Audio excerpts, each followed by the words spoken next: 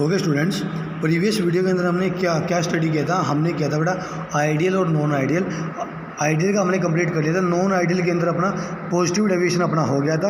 अपना बचता है नेगेटिव डेविएशन। नेगेटिव डेविएशन क्या था, ये कह रहा है कि जब हमारा कोई भी मिक्सचर है, कोई भी सॉल्यूशन का मिक्सचर है, उसको मिक्स कर रहे हैं और मिक्स करने के बाद में अगर उसका वेपर प्रेशर अगर हमारा डिक्रीज कर रहा है as compare to pure component, तो उसको बोलते हैं हम क्या बोलते हैं, उसको हम बोलेंगे नॉन आइडियल सॉल्यूशन और नेगेटिव डेविएशन के साथ में। उसके बाद उन्होंने क्या बोला, देखो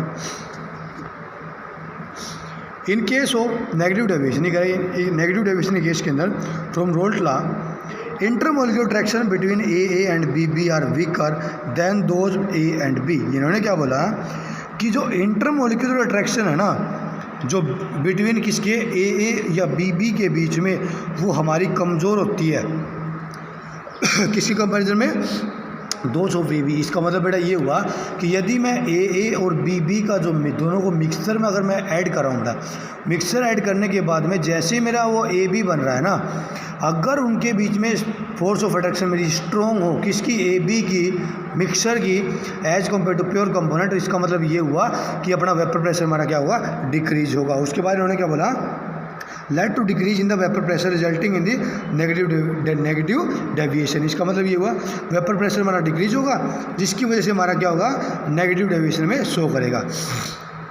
an example of this type of mixture is the phenol and aniline. बेटा एग्जाम्पल किसका दिया है, एक अपना दिया फिनोल का और दूसरा किसका है, एनिलीन का। अब यहाँ फिनोल क्या होता है, फिनोल होता है बेटा ये वाला बेंजीन के साथ में अपना अगर OH प्रेजेंट हो, ये होता है अपना फिनोल। अगर बेंजीन के साथ में अगर अपना प्रेजेंट है NH2, तो ये अपना क्या होता है, ये होता है अपना एनिलीन। आई होप बेटा क्लियर हो गया। उसके बाद इन्होंने क्या बोला, देखो उसके बाद वो क्या बोला कि एग्जाम्पल इन्होंने हमने बात कर ली।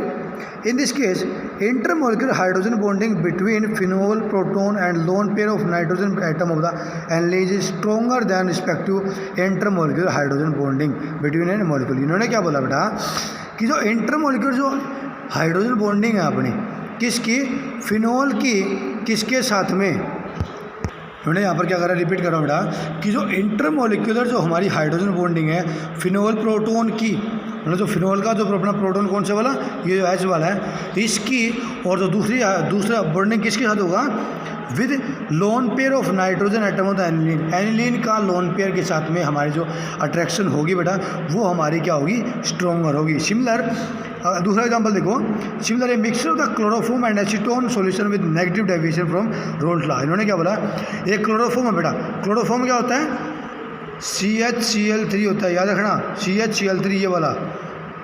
और दूसरा होता है एसीटोन। एसीटोन के बारे में बता चुका हूँ बेटा, एसीटोन अपना क्या होता है, ये होता है अपना एसीटोन। उसके बाद इन्होंने क्या बोला, mixture of the chloroform and acetone solution with negative deviation from the Rollt law.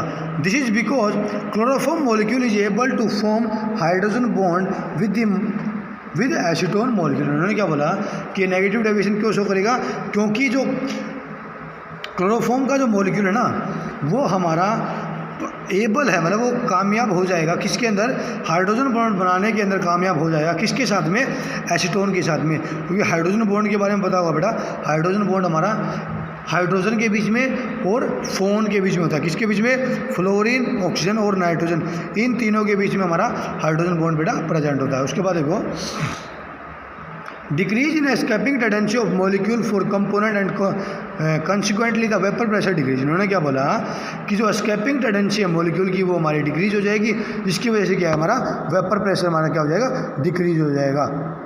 Result in the negative deviation from the Raoult law. इसकी वजह से क्या होगा, हमारा नेगेटिव डेविएशन हमें रोल्ट लॉ के अंदर नेगेटिव डेविएशन हमें शो करेगा। उसके बाद देखो सम लिक्विड और मिक्सिंग फॉर्म एजोट्रोप्स। उन्होंने क्या बोला, कुछ मिक्सर बेटा मिक्सिंग के बाद में हमारे क्या बना रहे हैं, वो बना रहे हैं अपने azeotrope, which are binary mixture having same composition in liquid and vapour phase and boil at the constant temperature.